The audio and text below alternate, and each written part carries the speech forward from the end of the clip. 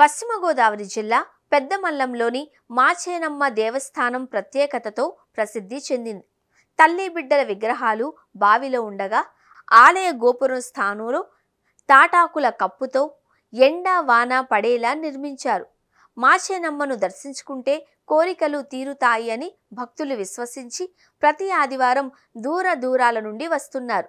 ప్రశాంతమైన గోదావరి తీరంలో ఒక ప్రత్యేకమైన ఆలయం ఉంది. ఆ ఆలయంలో అమ్మవారు తన బిడ్డతో కలిసి కొలువయ్యున్నారు.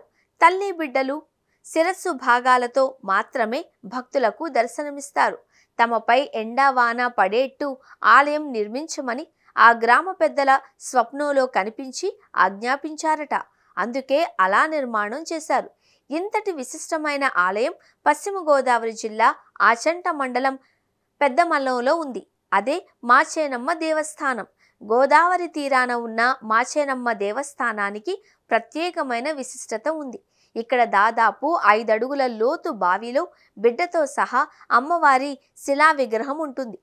గోపురం స్థానంలో ఎండ వాన పడేలా ఖాళీలు వదిలి తాటాకుల కప్పు మాత్రమే ఆలయానికి ఉంటుంది.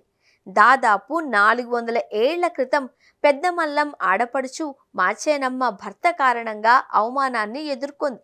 ఆ అవమానాన్ని భరించలేక బిడ్డతో సహా బావిలోకి దూకి భూమాతలో ఐక్యమయ్యారు. వెంటనే తప్పు తెలుసుకున్న భర్త వారిని పైకి లాగేందుకు యత్నించగా దేవతా శిలలుగా మారిపోయారు.